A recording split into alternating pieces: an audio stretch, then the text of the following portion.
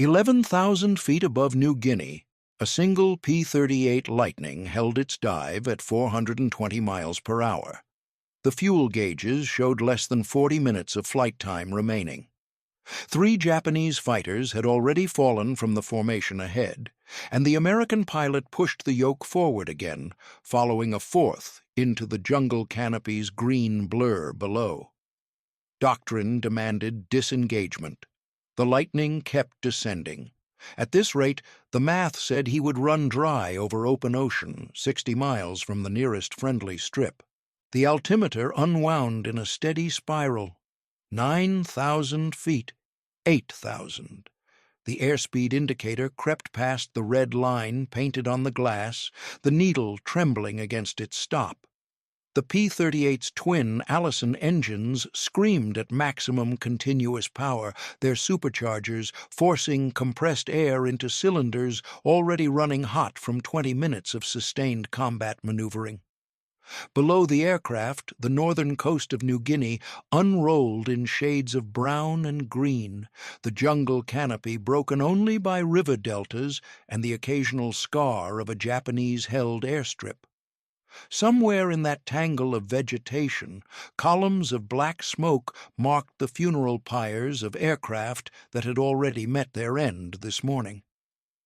The Lightning's pilot had no way to count them precisely. In the confusion of a furball engagement, where aircraft twisted through 3 dimensions at closing speeds exceeding 500 miles per hour, situational awareness fractured into fragments. A glimpse of a rising sun insignia, a flash of tracer. The gut-wrenching sensation of -G as an enemy fighter rolled through a snap deflection shot. What he knew with certainty was simpler and more immediate.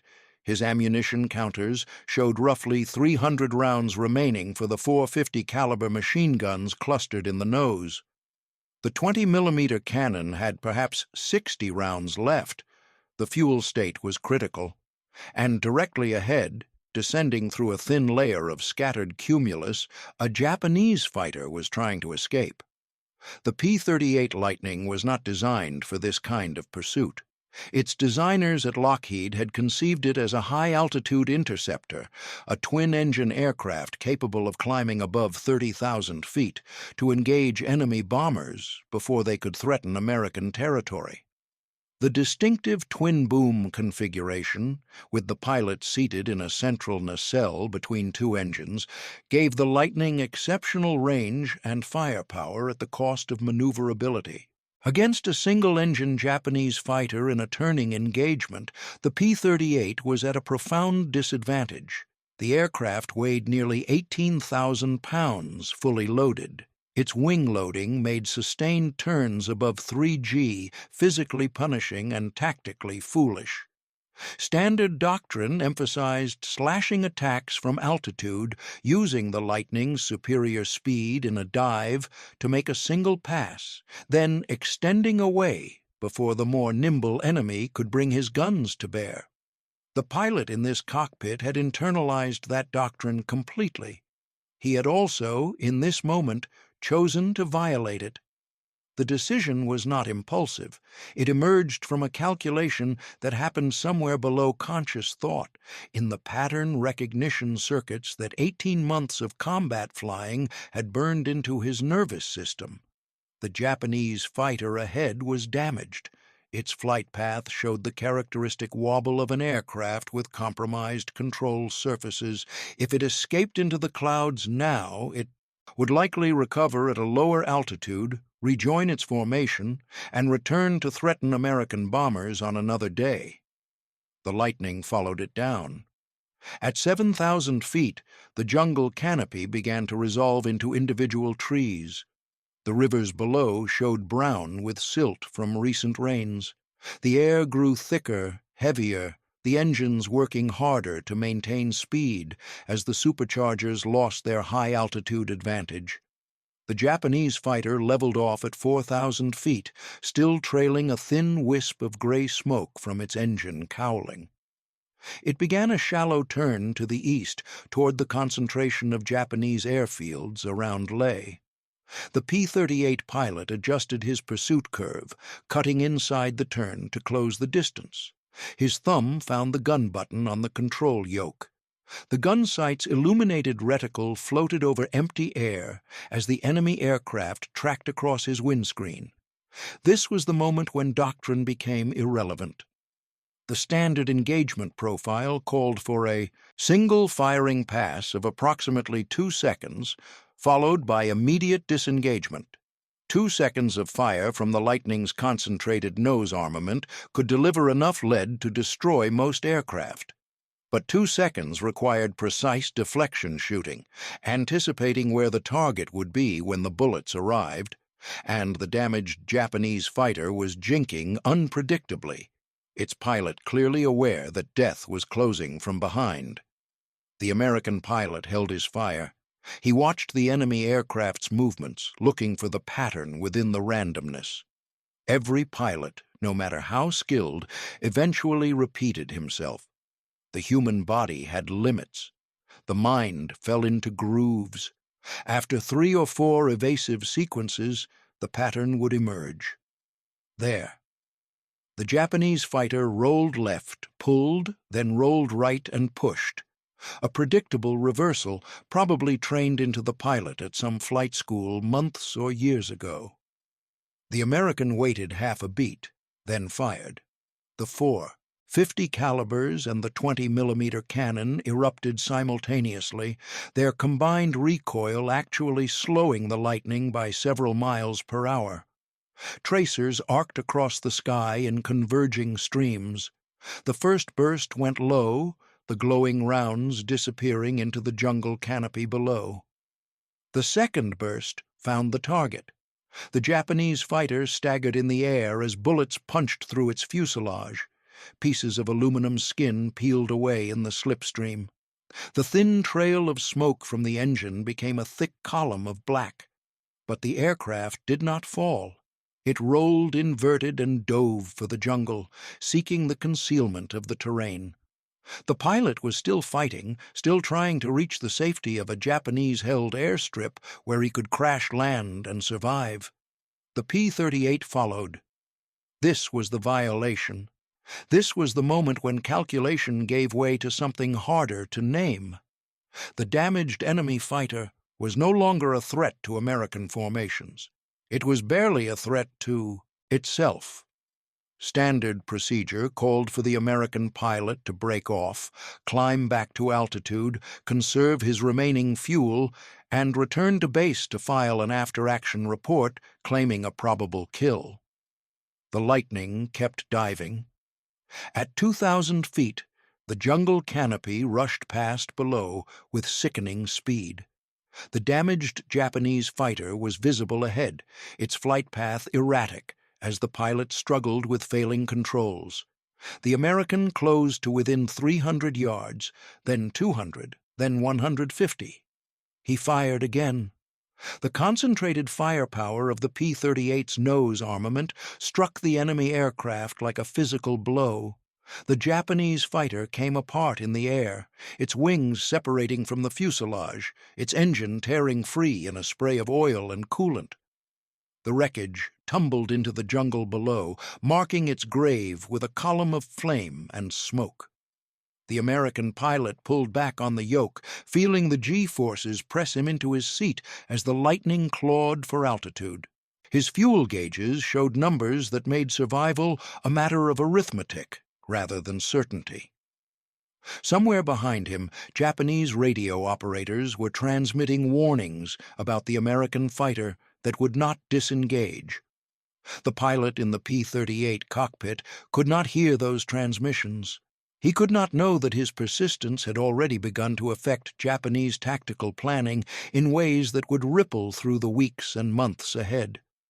All he knew was that his fuel state was critical, his ammunition was low, and there were still enemy aircraft in the sky. The Lightning climbed. If this history matters to you, tap like and subscribe. The pilot's name was Richard Ira Bong.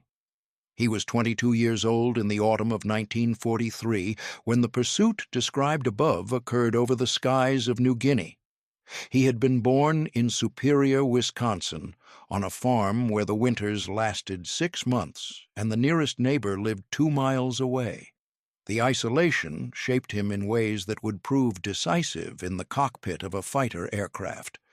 Bong was not a natural warrior.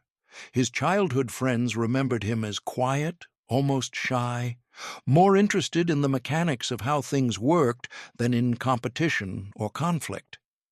He built model airplanes from balsa wood and tissue paper, studied them with the patient attention of a scientist, and crashed most of them in the fields behind his family's farm.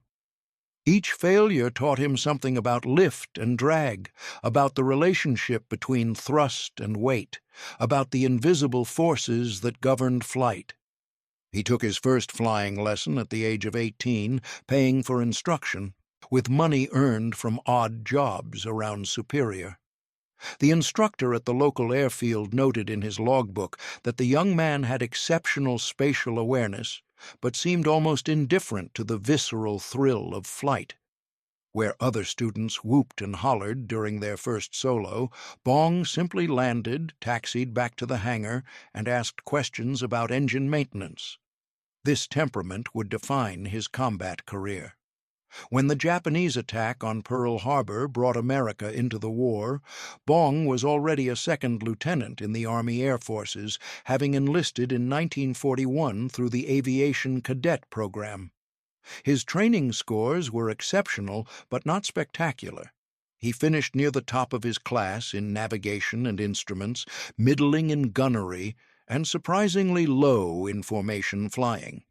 His instructors noted a tendency to drift out of position during group exercises, not from incompetence, but from what appeared to be distraction. Bong seemed more interested in watching the other aircraft, studying their movements, than in maintaining his own precise station. This habit would later prove prophetic. After completing advanced fighter training at Hamilton Field in California, Bong received orders to the Pacific Theater. He arrived in Australia in September of 1942, assigned to the 9th Fighter Squadron of the 49th Fighter Group.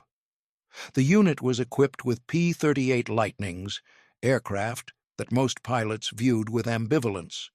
The Lightning was powerful, heavily armed, and fast. It was also demanding to fly, unforgiving of error, and at a significant disadvantage in the turning fights that characterized air combat over the Pacific. Japanese fighters, particularly the A6M0 and the Ki-43 Oscar, could outturn and outclimb the heavier American aircraft at most altitudes and speeds. The standard response to this mismatch was caution. American P-38 pilots were trained to fight from above, to use their superior diving speed, to make slashing attacks and then extend away before the more nimble Japanese aircraft could engage. This doctrine worked. It kept American pilots alive. But it also meant that many engagements ended inconclusively, with Japanese aircraft escaping into clouds or terrain before the Americans could finish them. Bong accepted the doctrine. He also began, almost immediately, to push against its limits. His early combat missions over New Guinea revealed a pilot who was methodical to the point of obsession. Where other aviators attacked targets of opportunity, Bong studied enemy formations before engaging. He noted altitudes, airspeeds, heading changes. He calculated fuel states and ammunition expenditure. He treated each combat like a problem in geometry, seeking the solution that maximized his chances of destroying the enemy while minimizing his own exposure. But there was something else, too. Bong's willingness to pursue damaged aircraft beyond normal disengagement distances became apparent within his first dozen missions. His squadron mates noticed it. His commanding officers noticed it. The Japanese eventually noticed it too.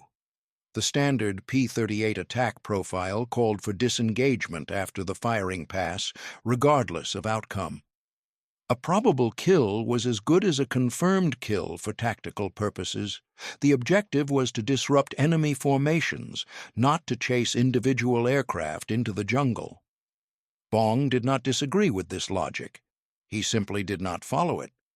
When he damaged an enemy fighter, he stayed with it. When it dove for the deck, he followed. When it twisted through canyons and river valleys seeking escape, he matched its maneuvers. This persistence violated every principle of fuel management and risk mitigation that his training had emphasized. It also produced results. By the end of 1942, Bong had been credited with 8 confirmed aerial victories. This total placed him among the highest-scoring pilots in the Southwest Pacific theater. More significantly, his confirmation rate, the ratio of damaged aircraft that actually went down versus those claimed as probables, was remarkably high. The reason was simple. He watched them crash. This practice carried profound tactical implications that extended beyond individual kill counts. Japanese pilots who escaped damaged could return to fight again. Their aircraft could be repaired. Their experience could be passed on to younger aviators. By ensuring that his targets were definitively destroyed, Bong was reducing Japanese combat capability in ways that single-pass tactics could not match. But the cost was measured in fuel burned and risks accepted. By the spring of 1943, Bong's fuel state on return to base had become a recurring source of concern among ground crews. He regularly landed with tanks showing nearly empty, the engines sputtering on fumes as he taxied to his hardstand. His aircraft often showed the marks of ground fire acquired during low-altitude pursuits, bullet holes in the wings and tail surfaces that testified to how close he came to the jungle canopy. His commanding officers debated what to do with him. The kills were undeniable. The risk was equally undeniable. Some argued that Bong's aggressive tactics would eventually get him killed, wasting a pilot whose skills could be better employed training others. Some argued that his results spoke for themselves. General George Kenney, commander of Allied air forces in the Southwest Pacific area, settled the debate. Kenney had built his command around the principle of aggressive action. He believed that the way to defeat Japanese air power was to destroy it in the air, not to fence with it cautiously. Bong's approach aligned perfectly with this philosophy. Rather than restrain him, Kenney encouraged him. The consequences of this decision would reshape aerial combat over New Guinea in the months ahead. The pattern of Bong's combat flying crystallized through the middle months of 1943. He flew from a succession of rough airstrips carved out of the New Guinea jungle, bases with names like Port Moresby and Dobodura and Nadzab. The conditions were brutal. Malaria swept through the squadrons in waves.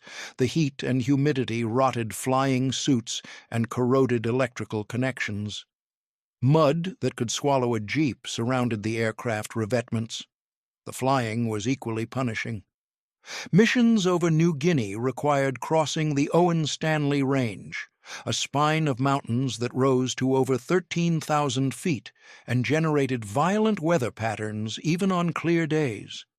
Pilots learned to respect the clouds that clung to those peaks, clouds that could hide rocky ridgelines and downdrafts capable of slamming a fully loaded fighter into the mountainside. Bong navigated this environment with the same methodical attention he brought to aerial combat. His pre-flight routines were meticulous. He checked his own aircraft systems rather than relying entirely on the ground crew. He walked the perimeter of the Lightning, looking for fluid leaks, examining control surfaces, testing the movement of ailerons and elevators. Other pilots sometimes mocked this thoroughness as excessive. Bong did not respond to the mockery. He simply continued his inspections. This attention to mechanical detail saved his life on at least 2 occasions during 1943. Once, during a pre-flight check, he discovered a fuel line that had cracked from heat cycling and was weeping aviation gasoline onto the hot engine cowling. The leak would almost certainly have caused a fire during the mission. Another time, he noticed that a control cable showed signs of fraying, a defect that could have caused catastrophic failure during high-G maneuvering. His in-flight procedures were equally disciplined. Bong monitored his fuel consumption constantly, marking waypoints on his kneeboard map, and calculating remaining range at regular intervals. He tracked engine temperatures and oil pressures, adjusting mixture and manifold settings to optimize performance. He treated the P-38's twin engines not as sources of unlimited power, but as finite resources that required careful management. This conservation mindset extended to ammunition. Where other pilots fired in long bursts, trusting volume to compensate for aiming errors, Bong fired in short, precisely aimed sequences. His typical engagement involved 2 or 3 bursts of less than 2 seconds each. The concentrated firepower of the Lightning's nose armament made these brief applications devastating when properly aimed. Fellow pilots noticed that Bong rarely returned from a mission with empty guns. He always seemed to have a few hundred rounds remaining, held in reserve for the unexpected encounter or the final pursuit. This restraint was not conservatism. It was calculation. Bong understood that a fighter pilot without ammunition was not a fighter at all, merely a target. The combination of these habits, mechanical vigilance, fuel discipline, ammunition conservation, created a margin of capability that Bong consistently exploited in combat. When other pilots reached their fuel limit and had to disengage, Bong often had another 10 or 15 minutes of flight time remaining. When other pilots expended their ammunition in the opening passes and had to withdraw, Bong still had guns to fire. These margins were narrow, measured in gallons and rounds rather than hours and thousands, but in aerial combat, narrow margins decided everything. The pursuit that opened this account illustrated the principle. When Bong followed the damaged Japanese fighter down to 2,000 feet, his fuel state was critical but not empty. When he fired the killing burst, his ammunition was low but not exhausted. The margins he had preserved through discipline gave him options that a less methodical pilot would not have possessed. This was how he survived the things he did. The risks he accepted were calculated, not reckless. The boundaries he pushed were measured, not arbitrary. He knew at any given moment exactly how much fuel remained and how far he was from the nearest friendly strip. He knew how many rounds his guns held and how many bursts that translated to in combat. When he chose to pursue beyond normal limits, he did so with full awareness of the cost. Other pilots in the 49th Fighter Group began to adapt their own tactics in response to Bong's example. Some attempted to match his aggressive pursuit profiles and quickly discovered that they lacked his fuel discipline or his ammunition economy. They returned on fumes or with empty guns, having achieved no better results than standard Doctrine would have produced. A few understood the deeper lesson. The aggression was not the point. The margins were the point. Bong's extended pursuits were possible because of the efficiency that preceded them, not despite it. Every gallon saved in cruise was a gallon available for combat. Every round conserved in the opening passes was a round available for the final kill. This understanding spread slowly through the squadron, then through the group, then through the theater. General Kenny watched the evolution with satisfaction. He had found, in the quiet farm boy from Wisconsin, an aviator who embodied the philosophy of aggressive destruction that Kenny believed would win the air war over the Pacific. Bong was not the flashiest pilot in the command. He was not the most charismatic or the most inspiring in conventional terms. He was simply the most effective. By the end of 1943, his kill count had climbed past 20. The Japanese knew his aircraft by sight. The morning of October 15, 1943, began like countless others over New Guinea.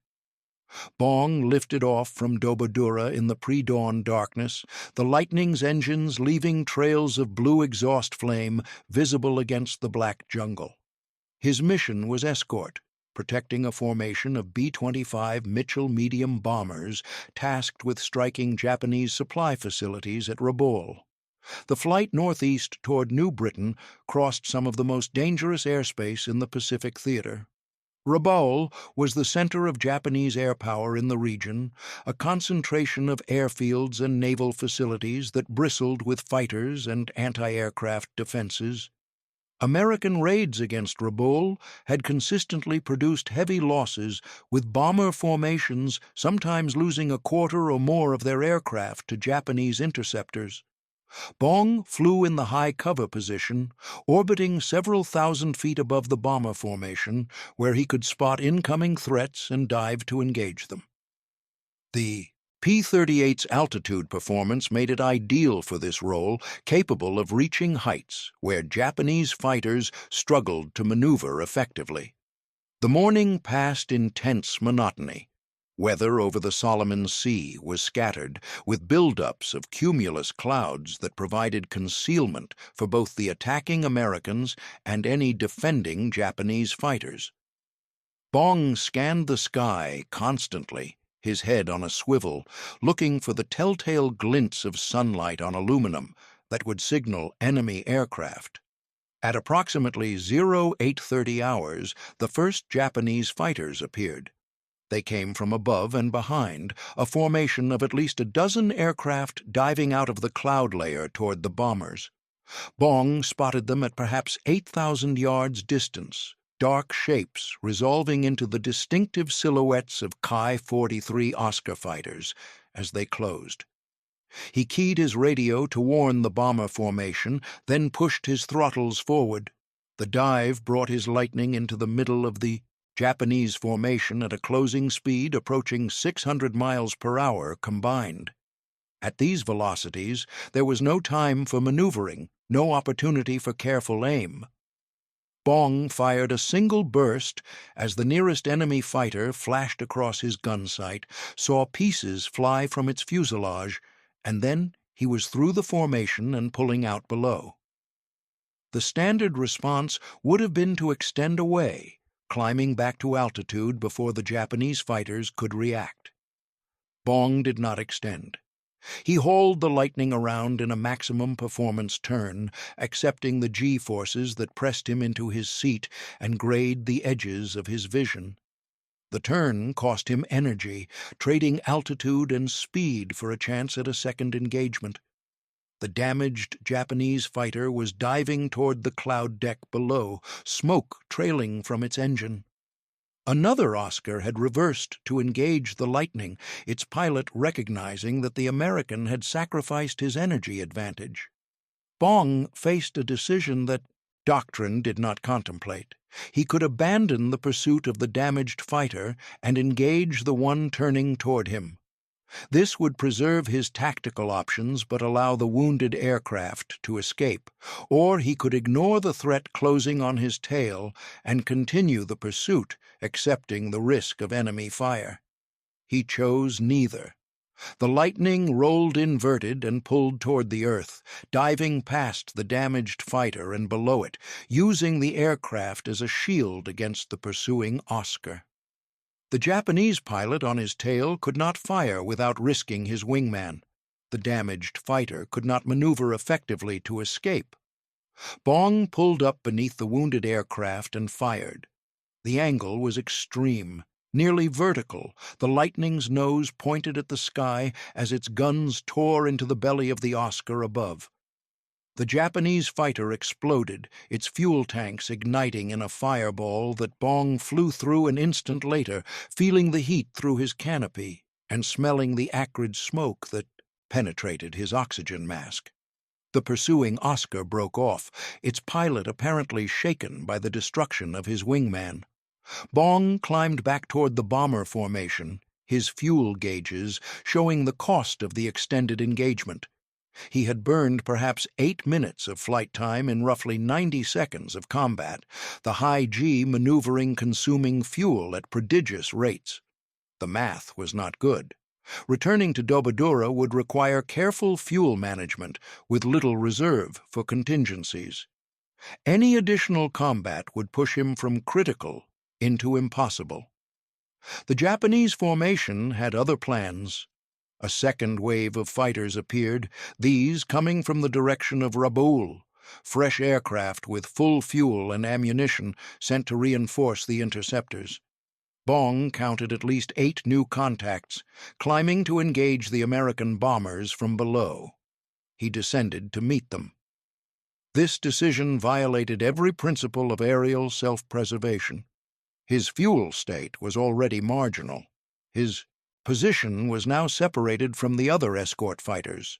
The numerical odds were impossible, but the bombers could not defend themselves against a concentrated attack from below.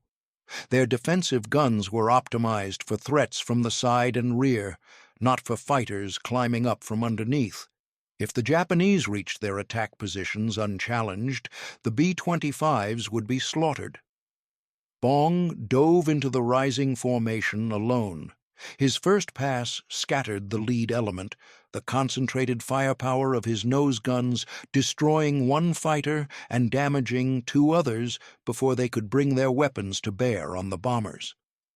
The remaining Japanese aircraft broke off their climb, turning to engage the lightning that had disrupted their attack. Now Bong was in the position he had trained to avoid, alone, low, slow, surrounded. The P-38's disadvantages in a turning fight became immediately apparent. The Japanese fighters circled him like wolves, taking turns making deflection passes while he struggled to keep his nose pointed at the nearest threat. His airspeed dropped as the maneuvering continued, the lightning's energy bleeding away with each defensive turn. He could feel the aircraft approaching its limits. The controls grew heavy as airspeed decreased, the hydraulic boost struggling to move surfaces designed for high-speed flight. The engines ran hot, their cooling compromised by the reduced airflow of slow-speed combat. Warning lights flickered on the instrument panel, systems complaining about conditions they were never designed to endure. Bong stopped trying to turn with the Japanese. Instead, he dove for the deck, trading his remaining altitude for speed, accepting that he would emerge from the dive with insufficient fuel to reach any friendly airstrip. The Lightning accelerated through 300 miles per hour, then 350, then 400, the pursuing fighters falling behind as Bong exploited the only advantage that remained. Raw, straight-line speed. At treetop level, weaving through the valleys of New Britain's volcanic terrain, he extended away from the Japanese formation. Behind him, the bombers continued toward their target, unmolested by fighters whose attack had been disrupted at the critical moment. Bong had perhaps 25 minutes of fuel remaining. The nearest friendly strip was at Kiriwina Island, roughly 40 minutes flight time away. The arithmetic was death. He did not climb. Standard doctrine for a pilot in fuel emergency called for gaining altitude, maximizing glide range, improving radio reception for emergency broadcasts, and increasing the chances that rescue aircraft could spot a downed aviator. All of this logic was sound. All of it assumed that the pilot intended to survive by abandoning his aircraft over friendly territory. Bong had different intentions. The Lightning remained at low altitude, its engines throttled back to the absolute minimum power setting that would sustain flight. Bong adjusted his mixture to the leanest setting the engines would tolerate, listening to their rough running with the focused attention of a physician monitoring a dying patient. Every mechanical principle he had absorbed during months of combat flying now converged on a single objective: maximum range, minimum fuel consumption. He calculated distances in his head, visualizing the chart he had studied before takeoff. The direct route to Kiriwina crossed open water, the Solomon Sea stretching unbroken for miles. A more northerly route would keep him over the scattered islands of the Trobriand group, providing potential emergency landing sites if his engines quit. He chose the northern route. This decision added perhaps 5 minutes to his flight time. It also meant that if his fuel ran dry, he would have options beyond ditching in open ocean. A beach, even a hostile beach, was better than sharks. The Lightning droned northeast, its shadow racing across the wave tops below. Bong shut down his left engine. This was not a standard procedure. The P-38 was designed to fly on one engine in emergency conditions, but deliberately shutting down a healthy power plant during fuel emergency went against every training principle. The aircraft became harder to control with asymmetric thrust. The remaining engine ran at higher power settings, consuming fuel faster per horsepower produced. Any mechanical failure in the functioning engine now meant certain death. But a single engine at moderate power consumed less total fuel than two engines at minimum power. The math was narrow, perhaps 2 or 3 gallons over the distance remaining. 2 or 3 gallons could mean the difference between reaching Kiriwina and falling short. Bong made the calculation and shut down the engine. The Lightning yawed as the left propeller windmilled to a stop. He trimmed the aircraft to compensate, finding the configuration that minimized drag and maximized range. The airspeed settled at 160 miles per hour, barely above stalling speed for the heavy fighter. Time became elastic. Each minute felt simultaneously endless and insufficient. The fuel gauges, never precise in the best conditions, offered only approximations of his remaining flight time. He could see the needles dropping, measuring his life in increments too small to read. The Trobriand Islands appeared on the horizon.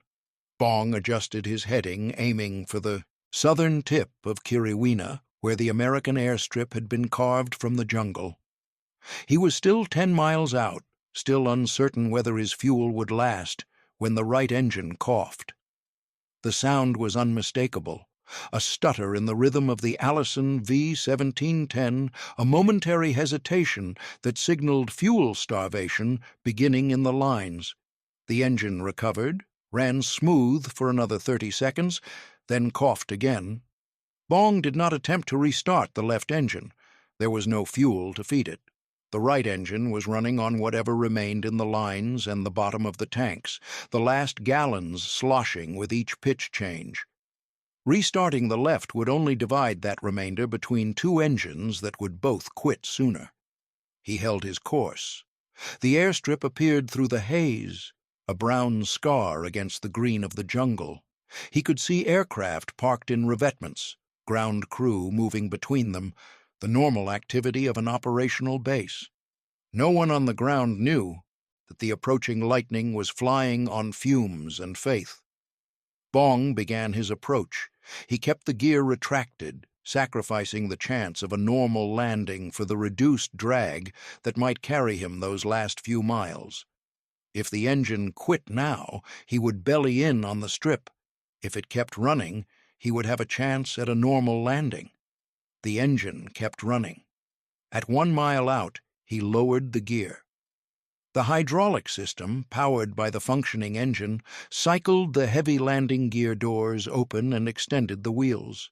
3 green lights illuminated on the panel. He was configured for landing.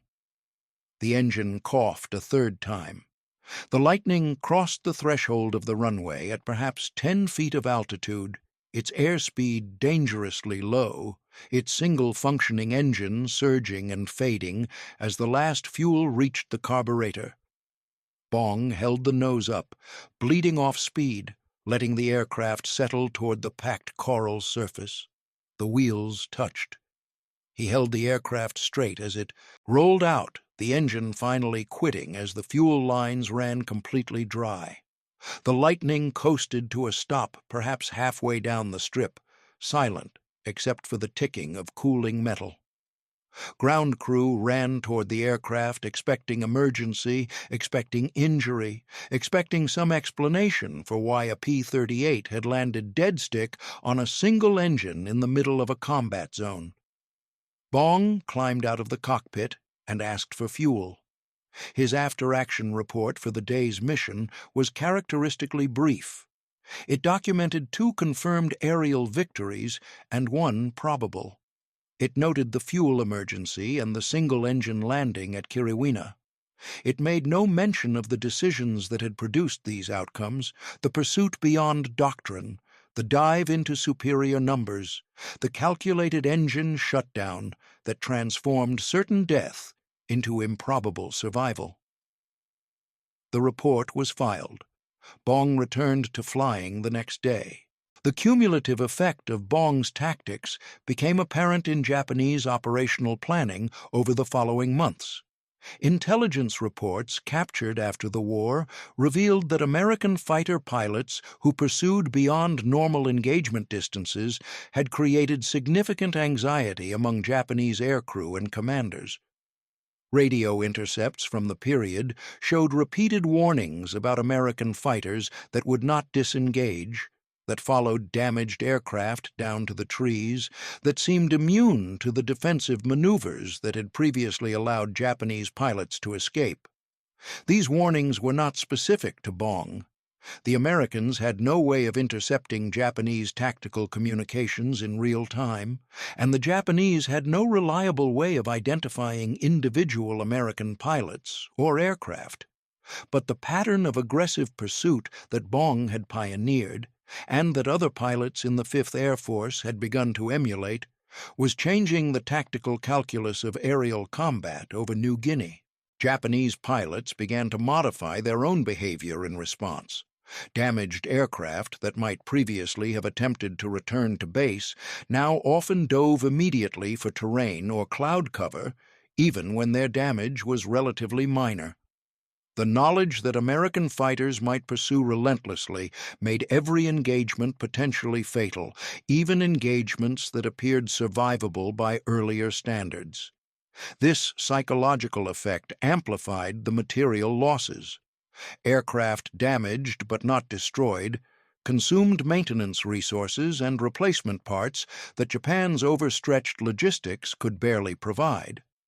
Pilots wounded or shaken by close escapes lost effectiveness even when they survived. The aggressive American pursuit tactics were grinding down Japanese air power in ways that exceeded the simple count of confirmed kills. Bong's personal score continued to climb. By April of 1944, he had accumulated 27 confirmed aerial victories, surpassing Captain Eddy, Rickenbacker's World War I record of 26, and making Bong the highest-scoring American fighter ace in history. The distinction brought attention he neither sought nor welcomed. War correspondents arrived at his squadron's base, seeking interviews and photographs. Bong gave them what they required with evident discomfort. His responses to questions were brief, technical, almost evasive. He spoke of fuel management and deflection shooting, of engine temperatures and ammunition expenditure. He did not speak of fear or courage or hatred of the enemy. The correspondents wrote their stories anyway, constructing from Bong's silences the image of a laconic hero, a Gary Cooper figure whose quietness only emphasized his deadliness. The reality was simpler and stranger. Bong was not playing a role. He genuinely could not articulate in dramatic terms what he did in the cockpit. The decisions that made him exceptional were processed below the level of conscious narrative. He acted from pattern and calculation, not from emotion or ideology. When he pursued a damaged Japanese fighter into the trees, he was solving a geometry problem, not expressing warrior spirit. This disconnection between inner experience and external perception would haunt him. General Kenny, recognizing both Bong's value and his vulnerability, made the decision to return America's ace of aces to the United States in April of 1944. Bong had flown over 200 combat missions. He had destroyed at least 27 enemy aircraft in aerial combat. The odds suggested that continuing to fly combat would eventually catch up with him. Bong returned to the States and was assigned to train other pilots. He married his fiancée, Marjorie Vattendahl, in February of 1945. He was 24 years old, famous, decorated, alive. The war continued without him. But Bong had not finished flying.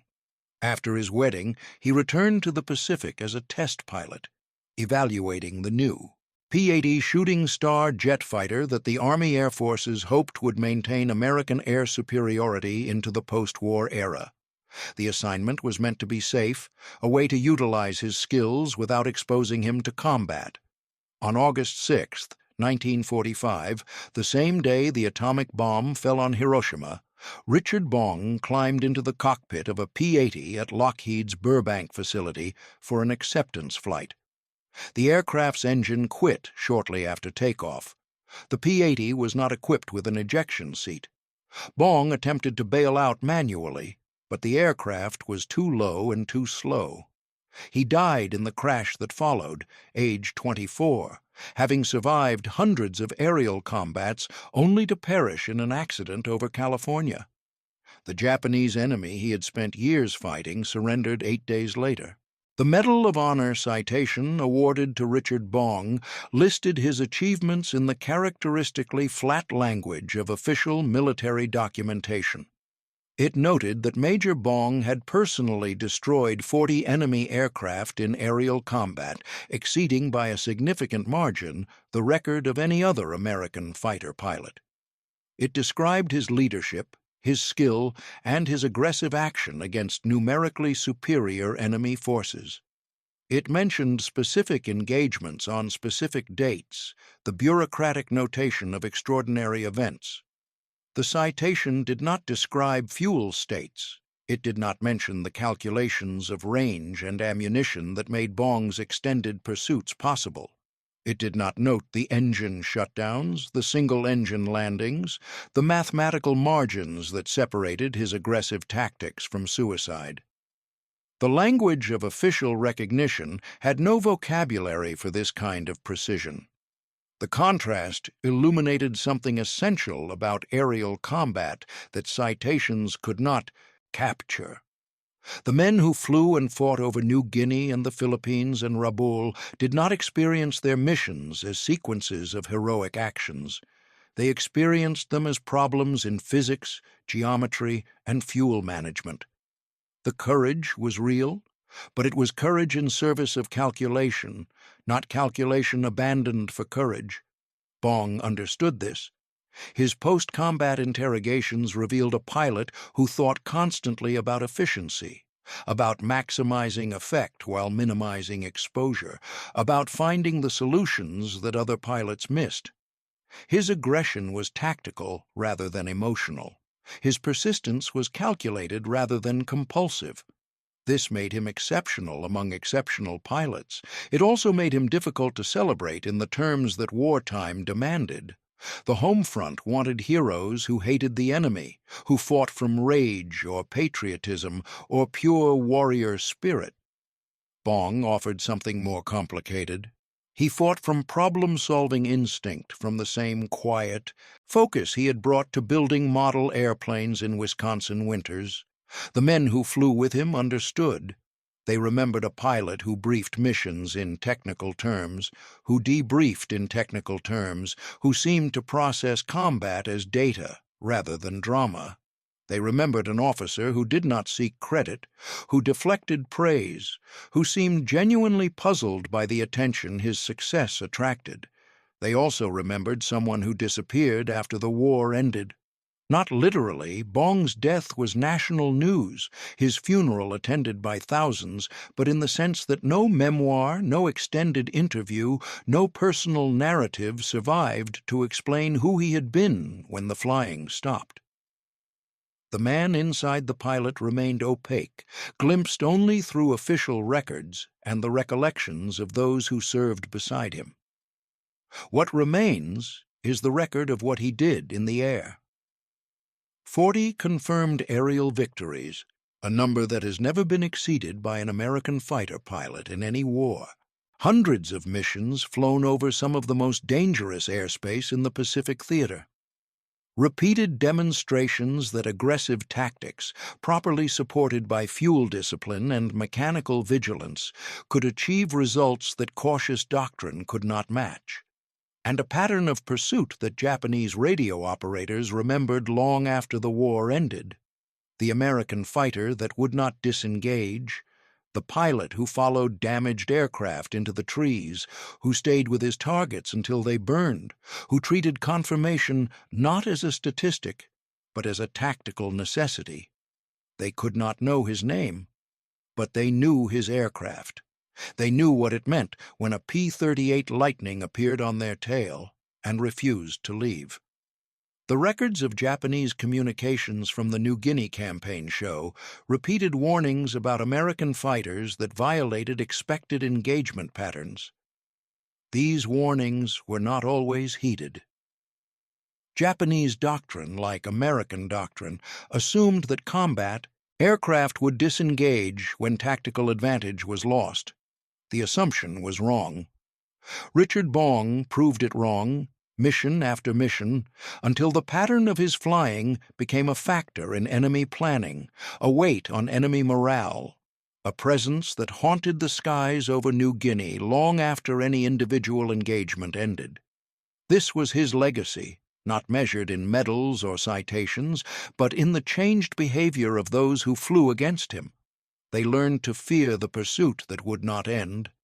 They learned that damaged was not the same as escaped. They learned that somewhere in the American formations was a pilot who would follow them down through the clouds and the rain and the jungle canopy, who would burn his fuel to nothing and land on fumes if it meant watching them crash. The lesson cost them aircraft and pilots and confidence.